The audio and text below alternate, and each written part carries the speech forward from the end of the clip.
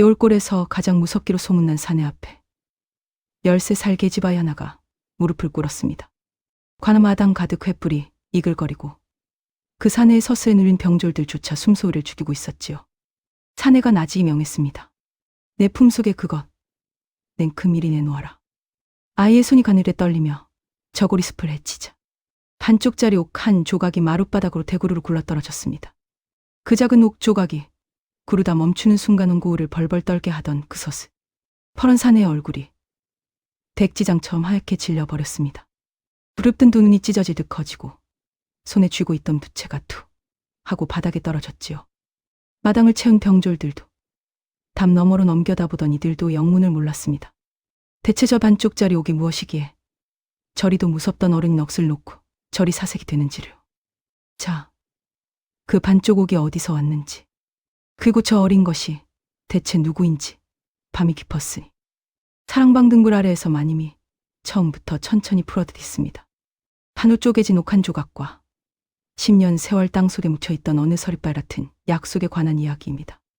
여울골에는 강을 건너는 나룻배가 밤낮으로 드나드는 커다란 나루터가 있었습니다. 사람도 짐도 소문도 흔하게 오가는 곳이었지요. 그 나루터 한켠 낡은 주막에 곱다니 하는 돼지바이가 살았습니다. 성도 없고 아비도 어미도 없어 주막 주인이 물이나 깊게 하고 큰 밥술이나 던져주며 부리던 천덕골이었습니다. 곱다니에게는 아주 어렴풋한 기억 하나가 있었습니다. 따뜻한 아랫목과 낮고 굵은 목소리로 무언가를 나지기 흥얼거리던 어느 사내의 넓은 등. 그 등에 엎여 잠들던 밤의 포근함이 아이의 가슴 밑바닥에 희미한 온기로 남아 있었지요. 그러나 그뿐이었습니다.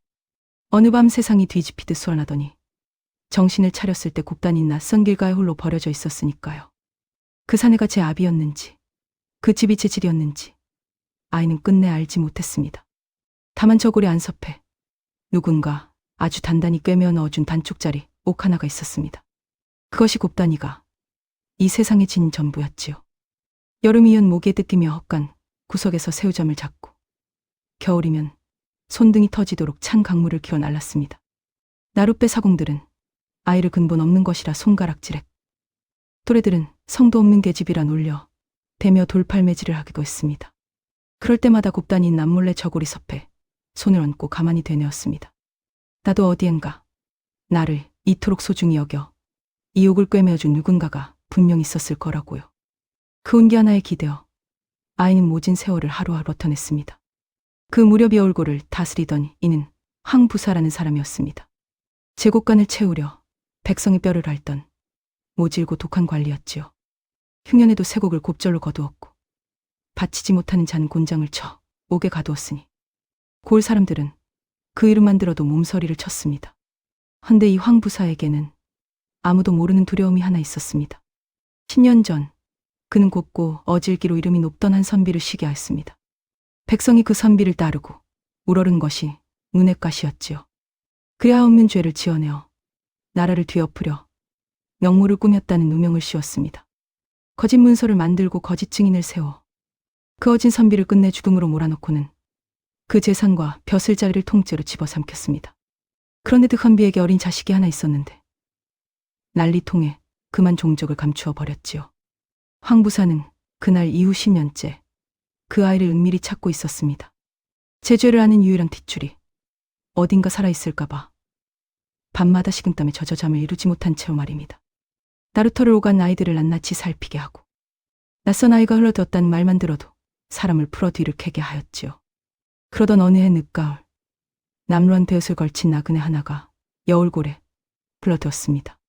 집시는 다 해졌고 보찜은 단출하였으나 말수가 적고 눈내가 깊어 어딘가 예사롭지 않은 이였습니다. 사람들은 그저 여기저기 떠도는 글품파리 정도로 여겼지요.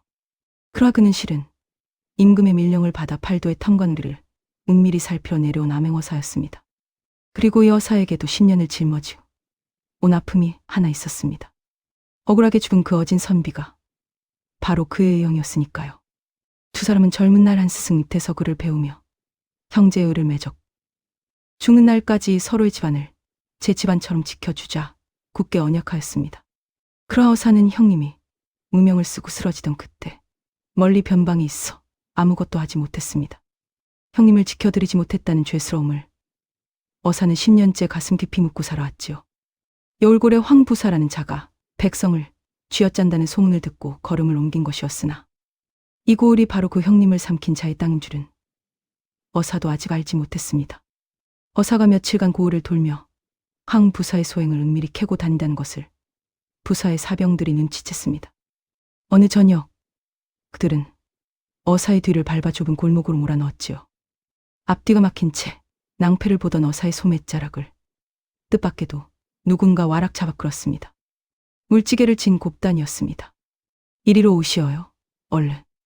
아이는 어사를 링억간 볏짚 더미 속으로 밀어넣고는 뒤쫓아 온 사병들 앞에서 천연덕스럽게 엉뚱한 감각기를 손가락질했습니다. 사병들이 그 길로 우르르 몰려간 뒤에도 안심은 잃었습니다.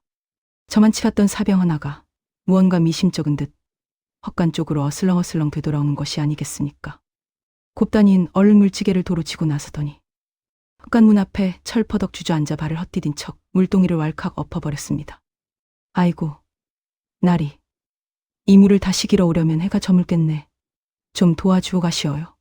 하고 앙탈을 부리니 사병은 귀찮다는 듯 혈차고는 그의 발길을 돌려가 버렸습니다. 볏짚 사이로 그 광경을 지켜보던 어사는 이 어린 것의 담대함과 재치의 속으로 적잖이 놀랐지요. 볏짚을 헤치고 나온 어사가 물었습니다. 어찌하여 알지도 못한 나를 이토록 숨겨주었느냐. 곱단이는 대시시 웃었습니다.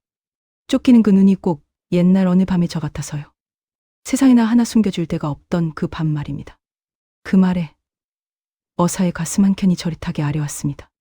그날 이후 어사는 그 주막에 며칠 더 묵으며 아이를 눈여겨보았습니다.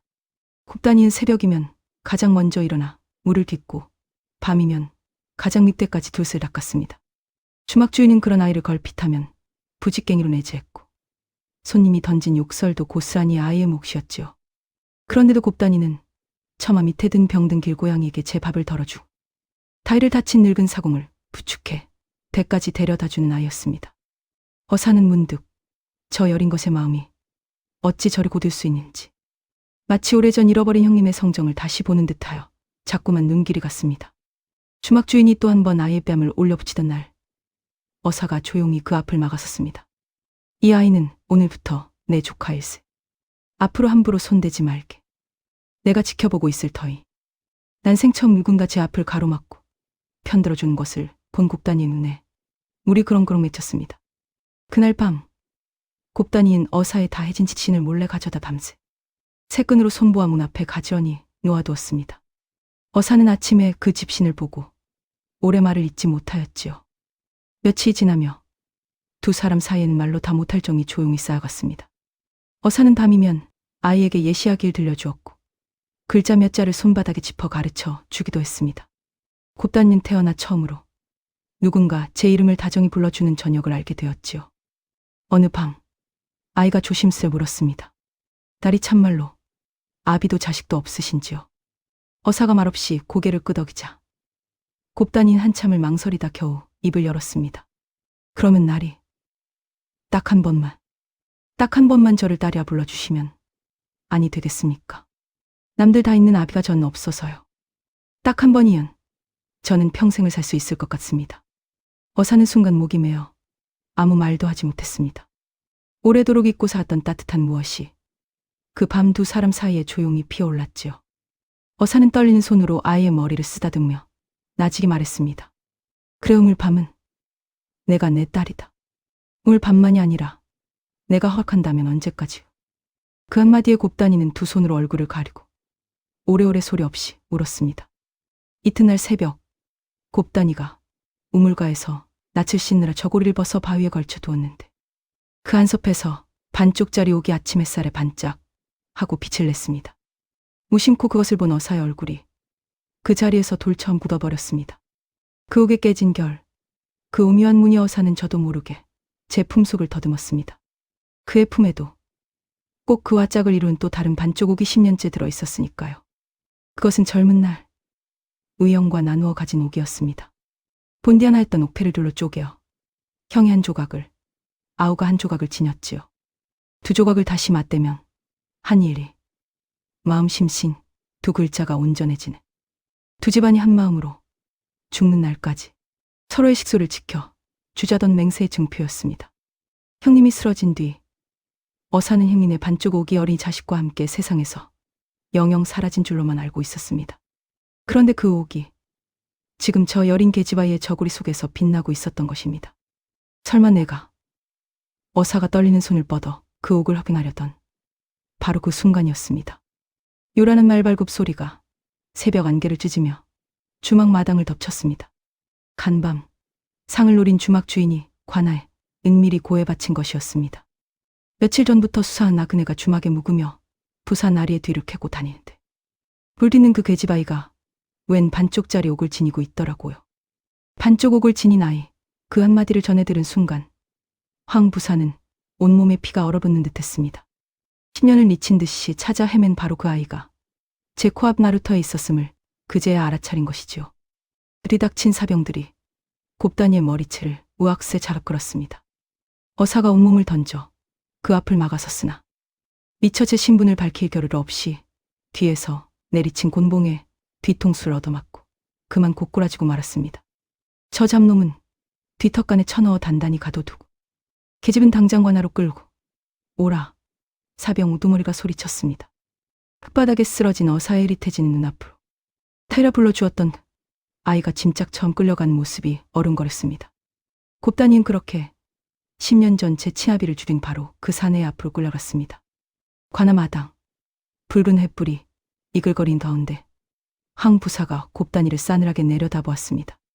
그네서 태어난 척했으나 부채를 쥔 손끝이 미세하게 떨리고 있었지요. 내 품속에 그것, 냉큼이리 내놓아라. 아이의 손이 가늘게 떨리며 저고리 섭을 헤치자 반쪽짜리 옥이 마룻바닥으로 대구르르 굴러떨어졌습니다. 바로 그 옥을 본 순간 황 부사의 얼굴이 백지장처럼 질려버렸습니다. 그것은 10년 전 자신이 영무로 몰아 죽인 그 선비가 마지막 숨을 거두는 그 순간까지 손에 꼭 움켜쥐고 놓지 않던 바로 그 옥이었으니까요. 굳은 잔 말이 없어야 하거늘 땅에 묻힌 줄 알았던 그 증표가 여태 살아 돌아온 것입니다. 부채가 손에서 툭 떨어졌습니다. 없애라. 황 부사가 목이 터져라 외쳤습니다. 저 아이도 저 옥도 오늘 밤 안에 이 세상에서 흔적조차 남기지 말란 말이다. 어서. 병졸이 시퍼런 칼을 뽑아들고 봅다니에게 다가서던 바로 그때였습니다. 암행어 사출도요. 우렁찬 외침과 함께 무너진 담을 넘어 역졸들이 나당 안으로 파도처럼 쏟아져 들어왔습니다. 뒤턱간에 갇힌 득짧은 사이 어사는 이를 악물고 결박을 풀어 흩어져 대기하던 제 역졸들에게 신호를 올렸던 것이지요. 그 무리의 맨 앞에 피 흐른 이마를 천으로 질끈 채 마패를 높이 지켜든 이가 있었습니다. 바로 그 남루한 나그네, 아니 암행어사였습니다. 마당을 가득 메우던 사병들이 그 자리에 얼어붙었고 서슬퍼턴 황 부사의 무릎빗을 꺾였습니다. 어사가 성큼성큼 걸어 바닥에 떨어진 곱다니의 반쪽 옥을 조심스레 주워들었습니다. 그리고 제 품속에서 10년을 간직해온 다른 반쪽을 꺼내어 모두가 지켜본 앞에서 두 조각을 천천히 맞대었습니다. 딱 두 조각이 빈틈 하나 없이 꼭 맞물려 하나 되며 깨어져 있던 일심이신 두 글자가 온전하게 드러났습니다. 마당에 있던 모두가 숨을 죽였습니다. 황 부사. 어사의 목소리가 낮게 떨렸습니다. 10년 전 내가 없는 죄를 지어내어 영모로 몰아 죽인 그 선비가 바로 나의 영이시다. 그리고 이 아이가 그 형님의 하나뿐인 여식이니라. 어사의 두 눈에서 참았던 눈물이 흘러내렸습니다. 내가 10년을 찾아 헤맨 조카가 이토록 가까이서 물지개를 쥐고 있었구나. 이 못난 아우가 너를 알아보지도 못하였구나. 곱다니 넋을 잃은 듯 어사를 올려다보았습니다. 물지개를 치던 두 손으로 제 집신을 손보아 주었던 이 나그네가 밤마다 예시하길 들려주 손바닥에 글자를 짚어 주던 이 다정한 어른이 실은 죽은 제 아비의 벗이라. 저를 10년이나 찾아 헤맨 이었다니. 아이의 눈에서 굵은 눈물이 뚝뚝 떨어졌습니다. 그러면 어젯밤 저를 따려 불러주신 그 말씀이 참말이었습니까? 어사가 고개를 끄덕이자 곱다니는 그제야 오래 참아온 울음을 터뜨렸습니다. 그때 곱다니가 눈물을 닦고 천천히 고개를 들었습니다. 오래도록 가슴 밑바닥에 잠들어 있던 그 어렴풋한 반의 목소리가 아이의 입에서 흘러나오기 시작했습니다. 그것은 아비가 마지막으로 어리다를 품에 안고 그 작은 귀에 나직이 속삭여 주었던 말이었습니다. 누가 어떤 거짓 문서를 어떻게 꾸며 아비에게 누명을 씌웠는지 그 모함의 진상이 고스란히 담긴 몇 마디였지요.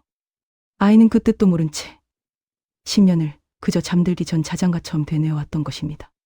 아비가 이것만은 잊지 말 거라 하고 신신당부한 그 말을 아이의 어린 목소리가 마당에 낭랑이 울려 퍼지고 어사가 감추어 두었던 옛 문서와 반쪽 옥이 나란히 증거로 놓이자 학공 부사가 10년간 겹겹이 쌓아올린 거치의 성은 모래알처럼 허물어져 내렸습니다. 그가 매수했던 아전들이 하나둘 무릎을 꿇고 죄를 실토하였고 옥에 억울하게 갇혀있던 이들이 풀려났습니다. 황 부사는 오라에 꽁꽁 묶여 한양으로 끌려갔고 10년 세월 땅속에 묻혀있던 억울함은 그날 밤 마침내 씻겨 내려갔습니다. 어사는 곱다니에 두 손을 꼭 그어쥐었습니다. 형님을 지켜드리지 못한 이 못난 아우가 이제부터는 목숨을 다해 너를 지키마. 내가 원한다면 오늘 하룻밤이 아니라 언제까지고 내 딸이다. 곱다니는 두 손을 마주 잡고 이번에는 서럽지 않은 따뜻한 눈물을 흘렸습니다.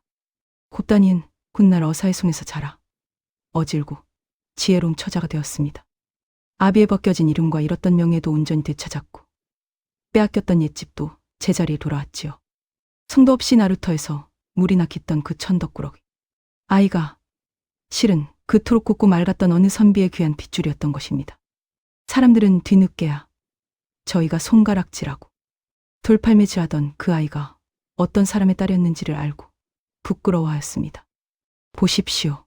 핏줄은 감출 수 있어도 참된 마음만은 끝내 제 주인을 알아보는 법입니다. 병든 고양이에게 밥을 나누고 다친 사공을 부축하던 그군 마음이 시은 제 아비에게서 물려받은 것이었듯이 말입니다. 저반으로 쪼개진 옥이 10년을 돌고 돌아 끝내 제 짝을 찾아 하나가 되었듯이 말입니다. 이 어린 것이 아무도 알아주지 않는 곳에서 홀로 견뎌낸 10년이 결코 헛되지 않았. 여기신다면 구독으로 이 사랑방의 자리 하나 놓아주시어요. 만리 밤마다 이렇듯 뭉쳐있던 이야기들을 하나씩 조심스레 꺼내어 들려드리겠습니다. 오늘 밤도 부디 편안한 잠자리 되시길 바랍니다.